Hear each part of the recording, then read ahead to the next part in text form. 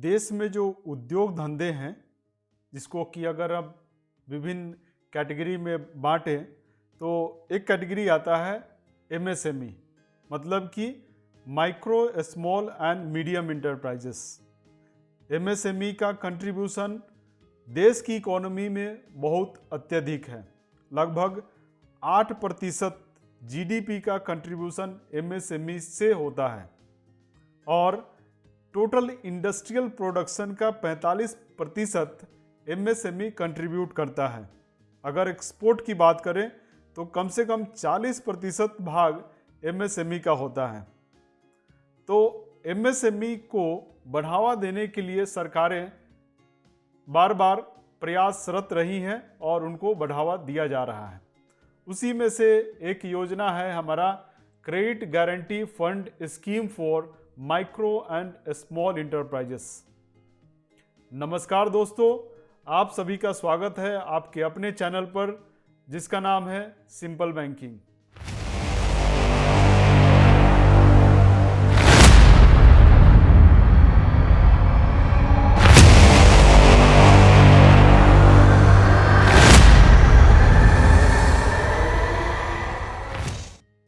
आज की इस वीडियो में मैं आपको credit guarantee fund scheme for micro and small enterprises के बारे में बताने जा रहा हूं। जैसा कि मैंने आपको पहले बताया कि एमएसएमई का कंट्रीब्यूशन हमारे देश की अर्थव्यवस्था में बहुत ज़्यादा है।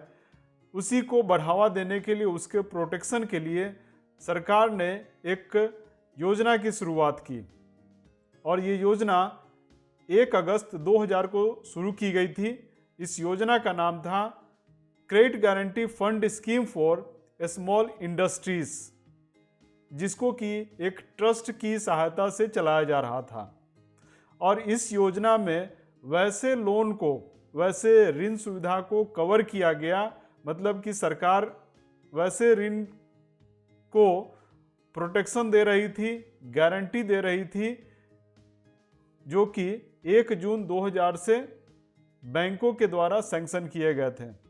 जब आप लोन लेने के लिए जाते हैं बैंक में तो बैंक आपसे गारंटी पूछता है या कोई सिक्योरिटी मांगता है, लेकिन micro small and medium enterprises के पास ना ही तो देने के लिए गारंटी होता है, ना ही उनके पास कोई सिक्योरिटी होता है। अब ऐसे में बैंक उनको ऋण सुविधा नहीं दे पाती है और जिसके कारण जो यूनिट है, जो उद्योग धंधे हैं, वो पिछड़ जाते हैं।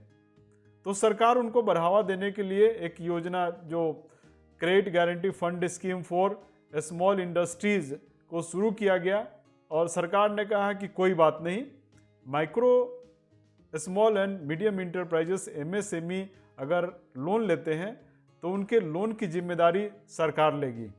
और बैंकों को कहा गया कि आप लोन दीजिए, बेधड़क से दीजिए, क्योंकि उसकी जिम्मेदारी सरकार के पास है और ये लोन अगर डिफ़ॉल्ट होता है तो सरकार उसकी भरपाई करेगी आपको। तो ये शुरुआत 1 अगस्त 2000 को हो गया। बाद में micro small and medium enterprises development MSMED act 2006 जून 16 2006 को शुरू किया गया। उसे देश में लागू किया गया था 2 अक्टूबर 2006 को। इसके लागू होने के बाद जो ट्रस्ट इस योजना को देख रही थी, उसका नाम बदल करके credit guarantee fund trust for micro and small enterprises कर दिया गया।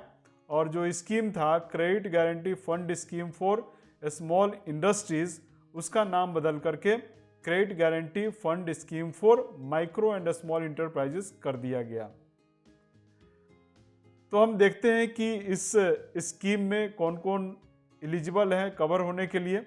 तो ये स्कीम दोनों तरह के, चाहे वो फंड बेस्ड ऋण हो या नॉन फंड बेस्ड हो, दोनों ही तरह के ऋण सुविधा को कवर करता है। और कोई सिंगल एलिजिबल बोरोवर जो कि micro and small enterprises sector में हो, उसके लिए उसके ऋण के ऊपर में सरकार की तरफ से गारंटी कवर की सुविधा देता है। तो रीजनल रूरल बैंक की अगर बात करें तो 50 लाख तक का लोन को सरकार गारंटी देती है। वहीं शेड्यूल कमर्शियल बैंक, चाहे वह स्मॉल फाइनेंस बैंक हो या फिर शेड्यूल अर्बन कोऑपरेटिव बैंक हो तो वहाँ पर 200 लाख मतलब 2 करोड़ रुपए तक का ऋण की गारंटी सरकार लेती है। लेकिन कंडीशन क्या है कि आपको ऋण सैंक्शन, अगर बैंक ऋण सैंक्शन करती है, ऋण देती है, तो बैंक किसी भी प्रकार का कोलेटरल सिक्योरिटी और थर्ड पार्टी गारंटी नहीं लेगी। वैसे ही ऋण को सरकार गारंटी देती है। अब हम समझते हैं कि कोलेटरल सिक्योरिटी क्या है। तो देखिए, दो तरह के सिक्योरिटी होते हैं। एक होता है प्राइमरी सिक्योरिटी, दूसरा होता है कोलेटरल सिक्योरिटी। प्राइमरी सिक्योरिटी उसको बोलते हैं ऋण के पैसे से जो सिक्योरिटी क्रिएट होता है उसको हम बोलते हैं प्राइमरी सिक्योरिटी। प्राइमरी सिक्योरिटी के अलावा जो दूसरा सिक्योरिटी होता है, मतलब प्राइमरी सिक्योरिटी के अलावा अगर कोई दूसरा सिक्योरिटी या बंधक दिया गया है तो उसको हम कोलेटरल सिक्योरिटी बोलते हैं। दूसरा एक कंसेप्ट है third party guarantee. Third party guarantee का मतलब हो गया कि प्रोमोटर को छोड़कर के किसी तीसरे पार्टी का गारंटी लेना थर्ड पार्टी गारंटी कहलाता है। अगर प्रोप्राइटरशिप फॉर्म है तो प्रोप्राइटरशिप फॉर्म में सोल प्रोप्राइटर की गारंटी को थर्ड पार्टी गारंटी नहीं कहेंगे। उसी तरह से पार्टनरशिप फॉर्म में पार्टनर की गारंटी, या ट्रस्ट में ट्रस्ट की गारंटी, ट्रस्टीज की गारंटी, या फिर अगर एचयूएफ है तो वहाँ पर कर्ता और को पार्टनर की गारंटी। अगर प्राइवेट लिमिटेड या पब्लिक लिमिटेड कंपनी है तो वहाँ प्रोमोटर डायरेक्टर की गारंटी को थर्ड पार्टी गारंटी नहीं माना जाता है। इनके अलावा अगर किसी और की गारंटी आप लेते हैं तो वो थर्ड पार्टी गारंटी माना जाएगा और फिर उस ऋण को CGTMSE में कवर नहीं मिलता है, मतलब गारंटी उसको नहीं मिलेगा। आजकल एक हाइब्रिड सिक्योरिटी का भी अलाउ किया गया है। हाइब्रिड सिक्योरिटी में अगर किसी की प्रॉपर्टी गारंटी के रूप में लेते हैं, उसका भी प्रॉपर्टी है, उसका भी गारंटी थर्ड पार्टी गारंटी नहीं माना जाता है। कंडीशन अब हम देखते हैं कि CGTMSE में अगर कवर लेना है किसी ऋण का तो क्या कंडीशन है। तो सबसे पहला कंडीशन है कि जब लोन आप सैंक्शन करते हैं उसको एक सर्टेन टाइम पीरियड के अंदर में ही कवर ले लेना है। जैसे कि अप्रैल से लेकर के जून के बीच में जो लोन दिया गया उसका कवर, मतलब कि उसका गारंटी आपको जुलाई से सितंबर के बीच में ले लेना है। जो जुलाई और सितंबर में ऋण सैंक्शन किया गया उसका गारंटी आपको अक्टूबर से दिसंबर के बीच में हो जाना चाहिए। जो अक्टूबर से दिसंबर के बीच में ऋण दिया गया है उसके लिए गारंटी कवर जनवरी से मार्च के बीच में हो जाना चाहिए, और जो जनवरी और मार्च के बीच में लोन सैंक्शन किया गया उसका कवरेज अप्रैल से लेकर के जून के बीच में हो जाना है। दूसरा कंडीशन है कि क्रेडिट फैसिलिटी स्टैंडर्ड और रेगुलर होना चाहिए जिस समय आप गारंटी के लिए अप्लाई कर रहे हैं। जो बोरोवर का बिजनेस है या जो एक्टिविटी है वो चालू रहना चाहिए। ऐसा नहीं हो कि आप गारंटी के लिए अप्लाई कर दिए हो और जो एक्टिविटी है, जो बिजनेस है वो बंद हो चुका हो, तो वैसी एक्टिविटी को गारंटी कवर नहीं मिलता है। दूसरा कि क्रेडिट फैसिलिटी पूरी तरह से नए बिजनेस के लिए यूटिलाइज होना है।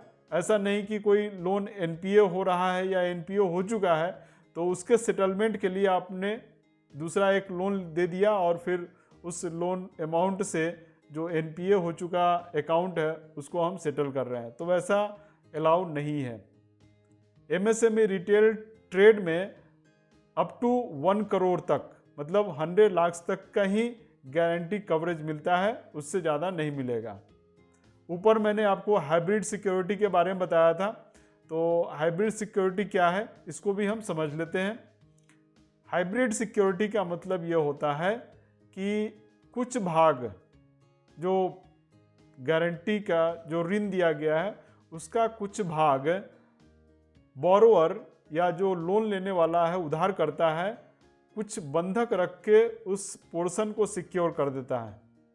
मान लेते हैं कि किसी बोरोवर ने 200 लाख का लोन लिया, 2 करोड़ का लोन लिया।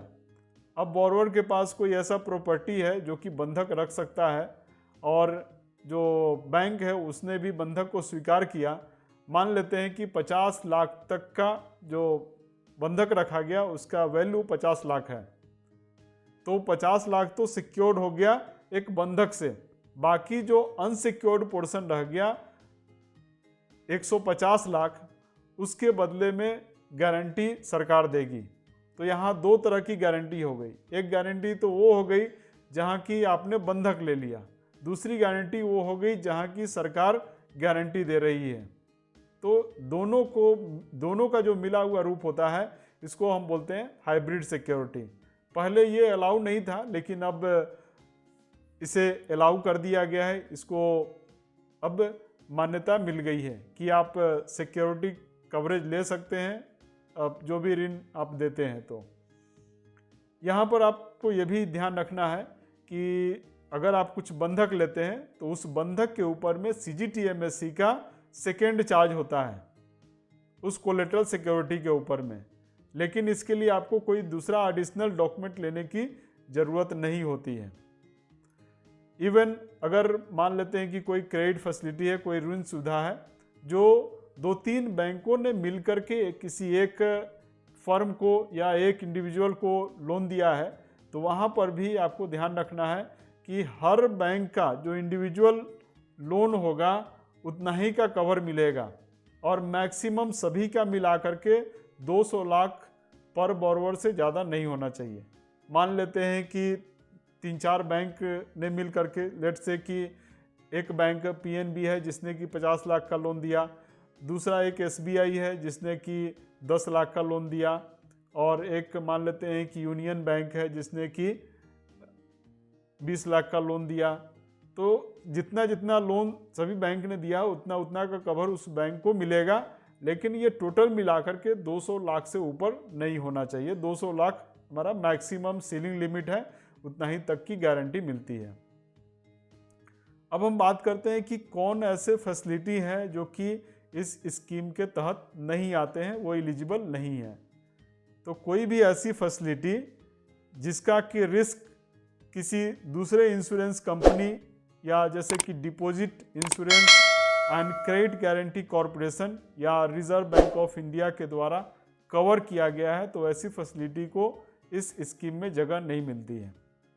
या फिर वैसी फैसिलिटी को जिसका कि रिस्क कवर गवर्नमेंट किसी दूसरे स्कीम में या फिर कोई इंश्योरेंस कंपनी ऋण के रिस्क को कवर कर रही है, तो उसको भी यहाँ पर मान्यता नहीं मिलती है।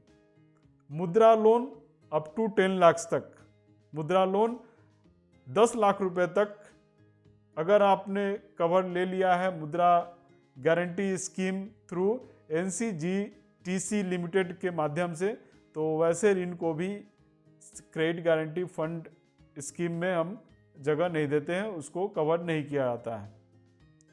अब हम बात करते हैं कि एनुअल गारंटी फी कितना देना पड़ेगा गारंटी लेने के लिए CGTMSE से।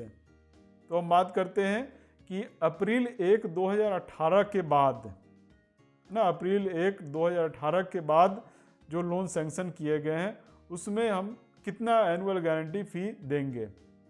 तो फर्स्ट ईयर में तो पूरे गारंटी अमाउंट पर आपको फ़ी देना पड़ेगा, बाकी सभी टेन्योर में जो आउटस्टैंडिंग बैलेंस है उसके ऊपर में हमें एनुअल गारंटी फ़ी देना होता है।